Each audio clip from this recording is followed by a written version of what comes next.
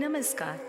हम सभी जानते हैं कि समय के साथ परिस्थितियों, विचारों तथा मूल्यों में परिवर्तन आना स्वाभाविक है, लेकिन कभी-कभी यह पीढ़ी अंतराल रिश्तों में संघर्ष उत्पन्न कर देता है। तो क्या हम इन्हें ऐसे ही छोड़ दें या इस परिवर्तन को सहर्ष स्वीकार करें? परिवर्तन शाश्वत है और हमें इसे स्वीकार करना ही होगा। तो आइए देखते हैं पीढ़ियों के अंतराल और आपसी समझ पर आधारित ये नाटक।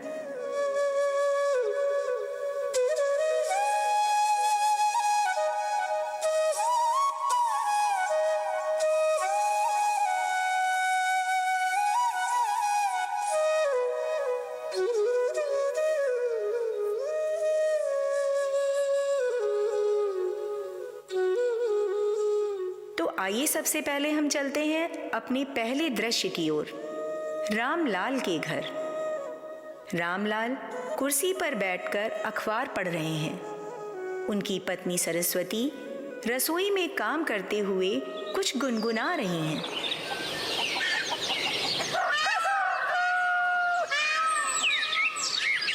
सोना कितना सोना है, सोने जैसा मेरा मन, सुन जरा सुन क्या कहती है। अजी सुनती हो? एक सर्वे से सिद्ध हुआ है कि दुनिया का सबसे ज्यादा सोना भारत की स्त्रियों के पास पाया जाता है। अरे तो इसमें कौन सी गलत बात है?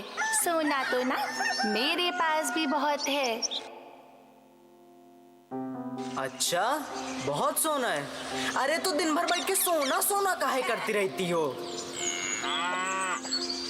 आप मुझसे कहना क्या चाहते हैं? अरे वो तो बस मैं तुम्हारे सोने की तारीफ कर रहा था। हाँ, मुझे कुछ ना बताओ, मुझे सब पता है। ये तो ईश्वर की कृपा है कि मैं तुम्हें मिल गई।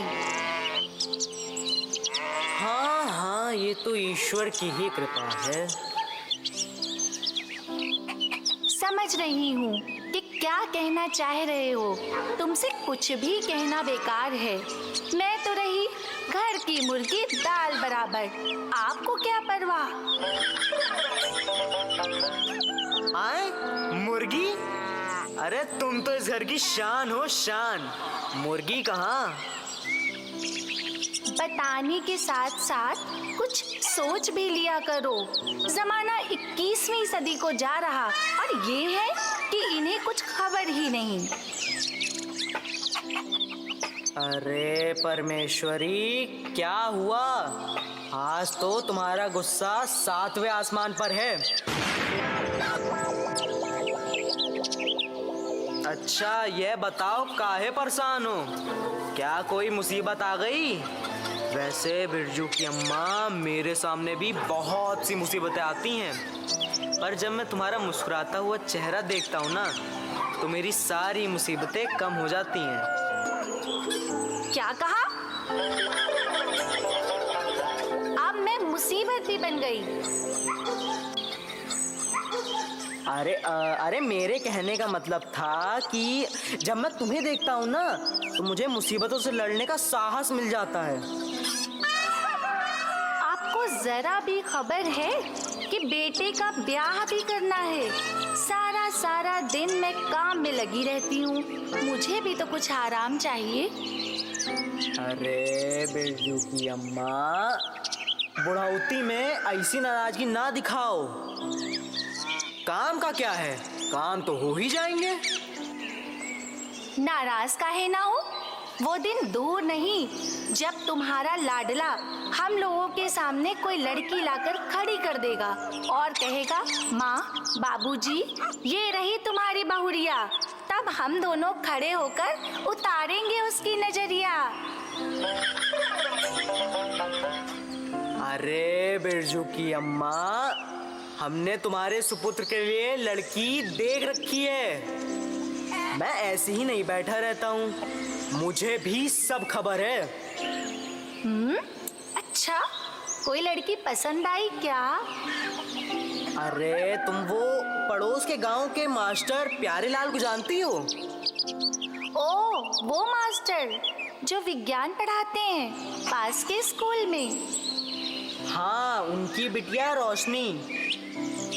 ना ना बाबा, मुझे उनकी बिटिया से अपने बिरजू का ब्याह नहीं कराना। वो ठीक नहीं है बिरजू के लिए।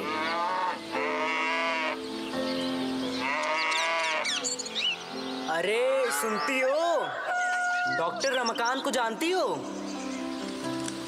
हाँ हाँ, वो। अरे वो तो बहुत सज्जन व्यक्ति हैं। आज मैं डॉक्टर रमाकांत से मिलके आ रहा हूँ और मैंने बिरजू के ब्याह की बात उनकी बिंदिया से चलाई और वह मान भी गए। तुम्हें उनकी बिटिया कैसी लगती है? अरे सुना है कि रमाकांत की बिटिया बहुत सुंदर और पढ़ी लिखी है, इसलिए वो बिरजू के लायक है। अच्छा, फिर काम का क्या करोगी? अरे छोड़ो, बहू सुशील हो, पढ़ी लिखी हो तो काम का क्या, वो हम सिखा देंगे। हाँ, वैसे भी आजकल बहुओं से ज्यादा काम की उम्मीद रखनी नहीं चाहिए।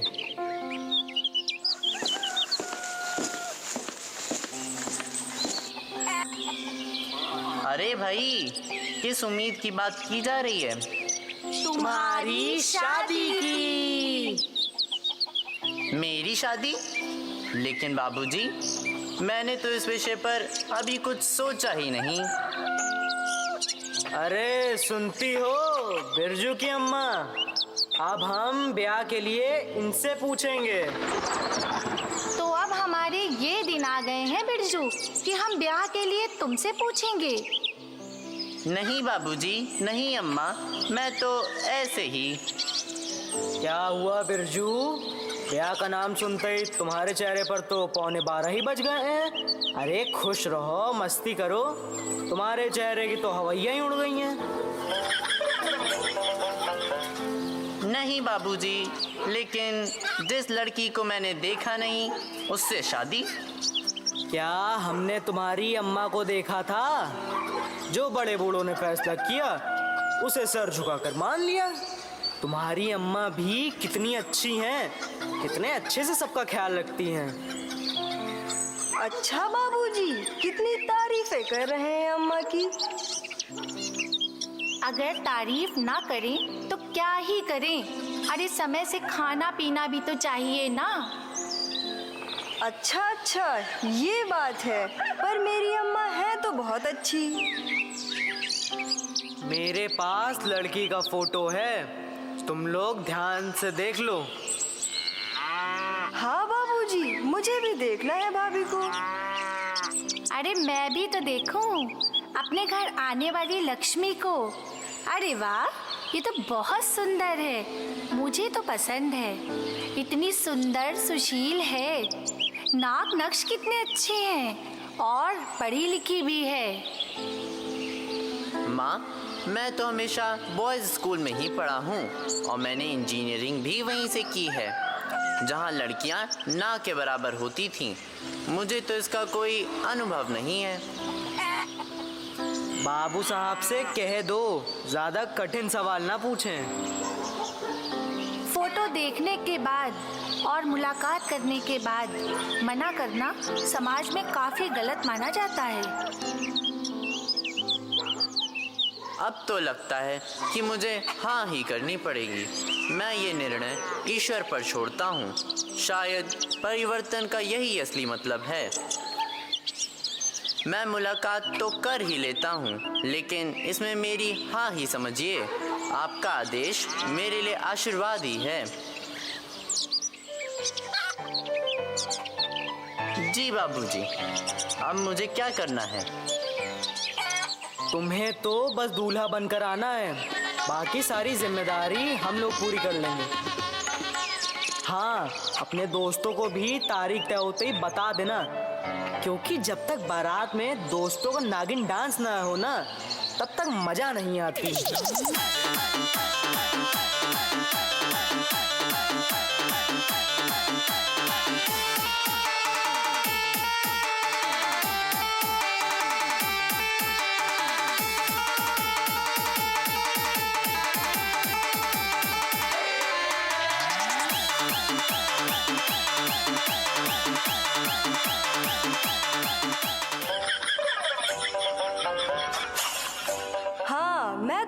पसंद का लहंगा लूंगी।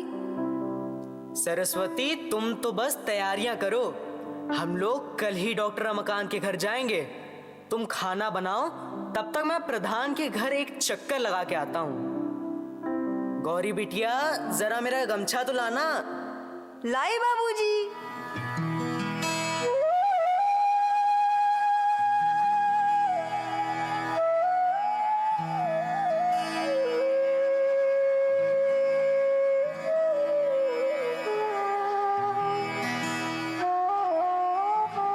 तो यह है पीढ़ी अंतराल। बदलते हुए परिवेश में आज की युवा पीढ़ी की मन स्थिति में भारी परिवर्तन दिखाई दे रहे हैं। हमें भी उनकी भावनाओं को समझते हुए समय के साथ आगे कदम बढ़ाना होगा। और इसी के साथ आपको ले चलते हैं डॉक्टर नलिन कोहली के आवास पर, जहां ड्राइंग रूम में उनकी पत्नी डॉक्टर कल्याणी और बड़ा बेटा बैठे हैं। छोटा बेटा प्रतीक, जो कि 11वीं की परीक्षा दे चुका है और अभी उसका रिजल्ट आना बाकी है, वह प्रवेश करता है।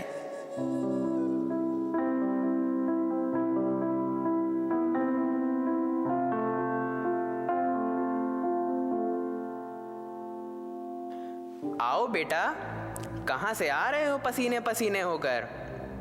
अरे पापा, स्टेडियम से आ रहा हूँ क्रिकेट खेलकर। अरे वाह! अब हमारे घर में क्रिकेट स्टार की उत्पत्ति हो रही है। देखो, तुम तो जानते हो, हमारे परिवार में अधिकतर लोग डॉक्टर ही हैं। जैसे तुम्हारे दादाजी, चाचा जी, मैं, तुम्हारी मम्मी, तुम्हारा भाई और बुआ जी, उन्होंने भी खूब नाम कमाया है। चलो चुपचाप बैठकर होमवर्क करो। मेरा होमवर्क कंप्लीट है, तभी तो मैं क्रिकेट खेलने गया था। और मैं प्रॉमिस करता हूँ कि 12वीं की बोर्ड परीक्षा में अच्छे अंक हासिल करूँगा। क्या 12वीं बोर्ड परीक्षा ही तुम्हारा लक्ष्य है? और मेडिकल की परीक्षा में सिलेक्शन का क्या सोच रहे हो? हाँ, उसकी भी तैयारी चल रही है। अरे, उसके लिए 12-12 घंटे पढ़ना पड़ता है। पढ़ लूंगा, लेकिन मैं अपनी हॉबी को कब पूरा करूंगा? सिर्फ शौक से जिंदगी नहीं चलती बेटा, एक प्रोफेशनल डिग्री भी जरूरी होती है। माँ, धोनी ने तो आखिरी ओवर में छक्का मारकर इंडिया वर्ल्ड कप जीता था। सचिन तेंदुलकर को ही देख लीजिए, वह तो क्रिकेट के भगवान कहलाए जाते हैं। हर कोई धोनी और सचिन नहीं होता। डॉक्टर बनने पर लोग तुम्हारा नाम सम्मान से लेंगे। क्या माँ, धोनी और सचिन ने भी तो देश का नाम रोशन किया है, क्या लोग उनका सम्मान नहीं करते हैं? बेटा, बात सही है तुम्हारी। मैं भी सभी खिलाड़ियों का सम्मान करता हूँ, लेकिन करोड़ों में कितने लोग ही धोनी और सचिन बन पाते हैं, यह भी तो सोचो। तुम्हारा बड़ा भाई डॉक्टर है, उससे भी कुछ सीखो और मेहनत करके मेडिकल में सिलेक्शन लो। अब आया ना ऊंट पहाड़ के नीचे, अब मैं इसे डॉक्टर बना कर ही छोड़ूंगा। भाई के समझाने पर भी प्रतीक मोबाइल में लगा हुआ है। मोबाइल में क्या देख रहे हो? जब भाई समझा रहा है तो उसकी बात ठीक से सुनो। इंडिया न्यूजीलैंड का सेमीफाइनल मैच आ रहा है और उसमें इंडिया जीतने वाली है।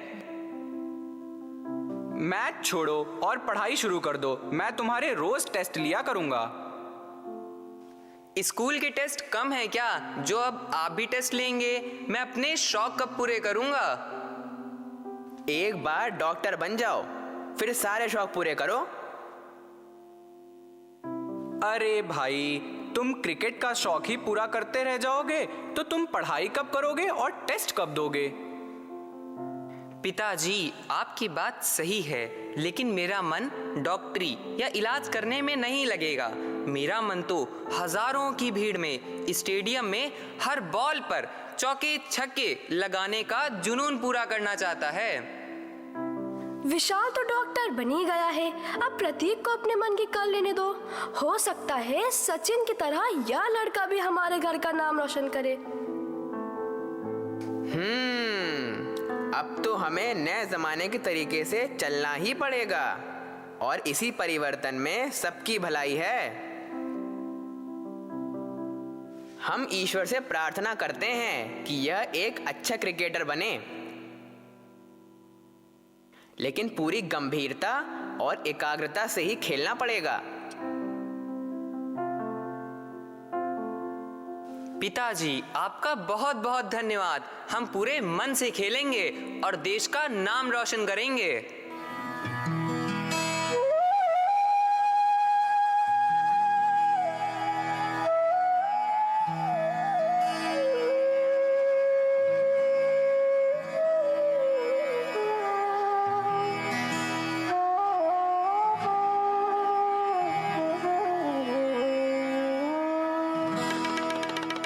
तो देखा आपने पीढ़ियों का अंतराल और आपसी समझदारी से व प्रेम भाव से खुशहाली आती है। दिलों में मोहब्बत है तो दुनिया मुस्कुराती है। बदलाव अगर सोच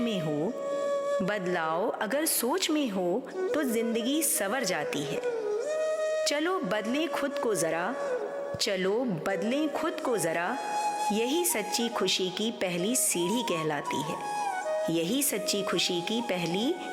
कहलाती है। धन्यवाद। परिवर्तन ही जीवन का सार है, आधार है और हमें इसे स्वीकार करना ही होगा।